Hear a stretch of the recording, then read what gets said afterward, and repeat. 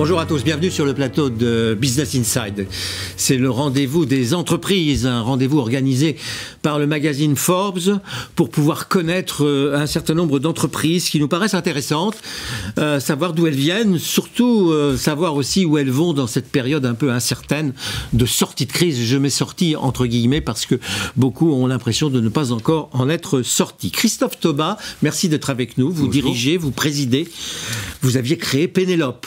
Pas créé. Non. Non. Ça, vous l'avez dirigé depuis longtemps. Depuis 1993. Je pensais que c'était vous qui aviez fondé Pénélope. Ça a été créé en 1971, on va fêter nos 50 ans. Oui. Ça a été créé par une dame qui s'appelait Michel Destrem et on a racheté la société en 93 à cette dame. Ouais. Voilà. Pénélope, société spécialisée. Votre métier, c'est de faire de la prestation de services pour les entreprises. C'est ça, c'est ça. On est exclusivement tourné vers les entreprises. Métier de l'accueil. Exactement. De l'accueil visiteur, essentiellement. Et du marketing opérationnel, force de vente, animation, merchandising. Ouais, c'est-à-dire que quand on va dans une entreprise, on va dans une grande entreprise, les personnes qui nous accueillent, qui demandent la carte d'identité. Il y a des chances que ce soit nous. Ils nous disent surtout prenez du gel hydroalcoolique avant de monter. Exactement. Maintenant, on faisait pas ça. Et puis mettez votre masque correctement. Voilà, c'est exactement ça. Ça vient de chez vous. Ça peut être nous, oui.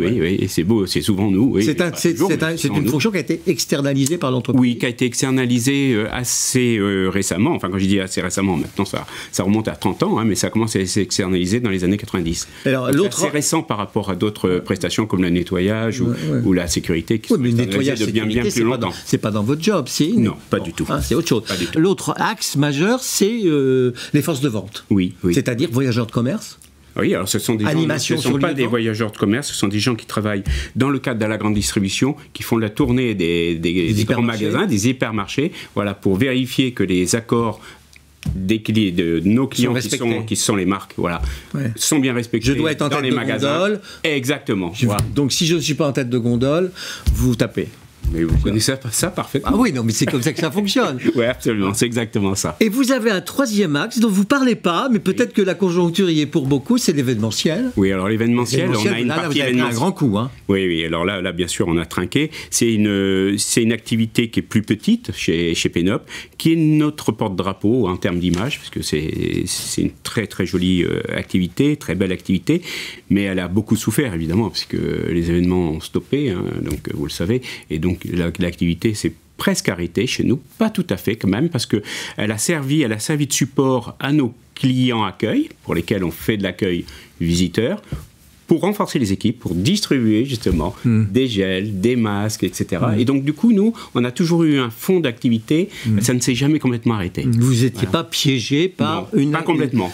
Un secteur uniquement événementiel, puisque tous les grands événements avaient disparu, y compris les représentations théâtrales, où vous pouviez éventuellement intervenir dans les grands théâtres et ou à l'opéra. Vous voulez digitaliser au maximum ce métier, c'est pour répondre à vos clients.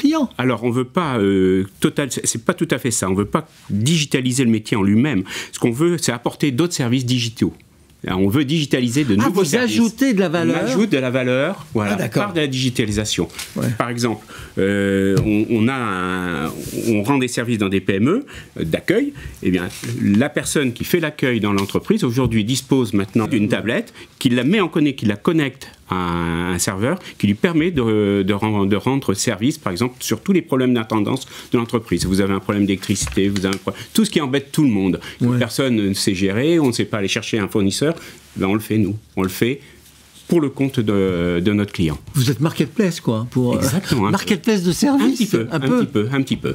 Voilà, on a référencé on a des listes complètes de référencement d'intervenants extérieurs, des professionnels du métier, donc des plombiers, des électriciens. On peut également faire intervenir des gens, faire venir des repas, des plateaux repas, prendre des rendez-vous dans des hôtels.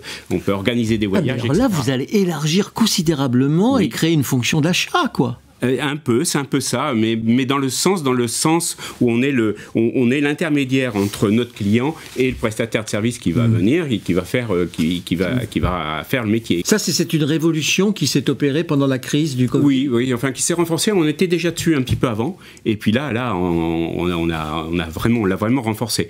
On traite aussi l'accueil web des entreprises qu'on ne faisait pas avant. Ça veut dire quoi l'accueil web? Alors les entreprises ont toutes des sites et puis les gens peuvent se connecter connecter, au lieu de téléphoner, mais se connectent par web. On le gère à distance. Ah, c'est vous qui récupérez Dans les entreprises, il y a de moins en moins de monde. Il y a eu beaucoup de gens en chômage partiel, etc. Et on a rendu ce service. Donc vous maintenant, on est les messages, et vous gérez ces messages. On gère ces messages, exactement. Et on sait le faire, voilà. Vous nettoyez ceux qui ne sont pas gentils et ceux qui sont... Non, parce qu'il y a de tout sur le web. Oui, bien sûr, il y a de tout. Vous étiez leader dans votre secteur avant On est co-leader. On est co-leader avec une autre société. On se développe bien. Ouais. C'est quoi l'avenir d'une entreprise comme la vôtre? Parce qu'elle est déjà importante. Vous avez combien de salariés? On a 4000 employés équivalents temps plein. L'avenir, c'est le développement. C'est le développement par l'ajout de nouveaux services sur notre cœur de métier, bien sûr, notamment dans les PME, parce que les PME s'ouvrent seulement maintenant. Elles commencent à s'ouvrir depuis 5-6 ans à l'externalisation de l'accueil, donc c'est assez récent. Donc là, on fonce. On ajoute des services et puis on pense beaucoup à la croissance externe. On travaille actuellement sur la croissance externe. Il y a des entreprises qui souffrent. Bon, je ne dis pas qu'on veut être mais on veut essayer de consolider un peu ce marché. Votre activité a été très créatrice d'emplois. Oui, absolument. Au cours des 10 ou 15 dernières années. Oui. C'était un espoir. On se souvient du plan Borloo, par exemple. Oui. Et je pense qu'il avait été vérifié. Est-ce que la digitalisation ne va pas remettre en cause cette capacité que vous aviez à créer des emplois ? Non, au contraire, parce qu'elle attire beaucoup plus des jeunes qui sont en difficulté. On rend le métier plus intéressant. Quand vous ne faites que de l'accueil, c'est plus ou moins intéressant. Dans un grand groupe, vous êtes en bas d'une tour. Bon, c'est pas toujours. C'est pas folichon. Pas folichon. Donc au bout d'ailleurs, il y a un turnover assez fort.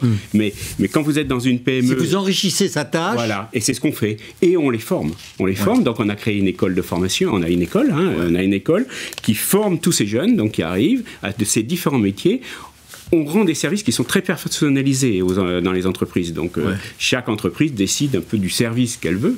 Voilà. Bon, le cœur, bien sûr, c'est l'accueil. Mais après, autour, donc elle choisit un peu les services qu'elle veut qu'on rende. Et là, on forme les hôtesses.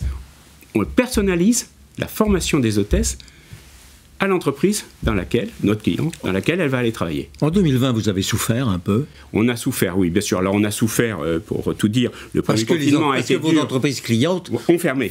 Voilà, donc là, on a souffert. Sur le deuxième confinement, on a souffert un petit peu, mais souffert, mais enfin, il y a eu des amortisseurs sociaux quand même.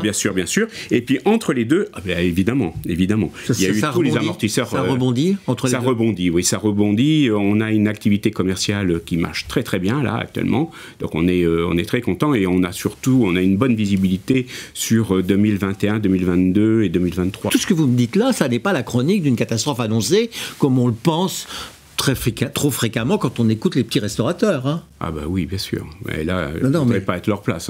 Non, bien sûr. C'est dit de penser pour eux, mais l'ensemble de l'économie tient bon. Il y a une résilience formidable. Je ne sais pas si l'ensemble de l'économie, nous, on a l'impression, en effet, que quand même, ça a l'air de tenir, oui. Ouais. Nos clients, à travers nos clients. Ouais.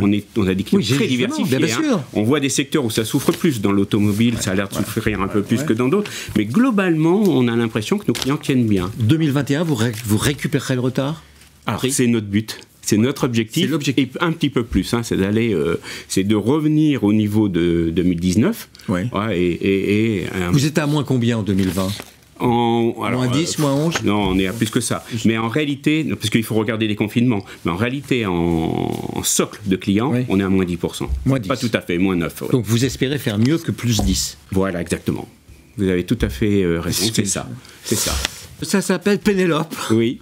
Pourquoi ça s'appelle Pénélope? Alors, Michel Destrem, quand elle a créé son entreprise en 1971, et là vous avez raison, c'était essentiellement de l'événementiel. Ouais. Et tous les jours, vous refaites. Donc elle disait, voilà, on refait, on refait ce qu'on a défait la nuit, quoi. Bon. Voilà, on recommence. Très bien. Et on a gardé le nom parce qu'il est très beau et on l'aime beaucoup. Puis en plus, votre logo, il est joli. Oui. Pénélope.com.fr. .fr. Merci. Merci Jean-Marc.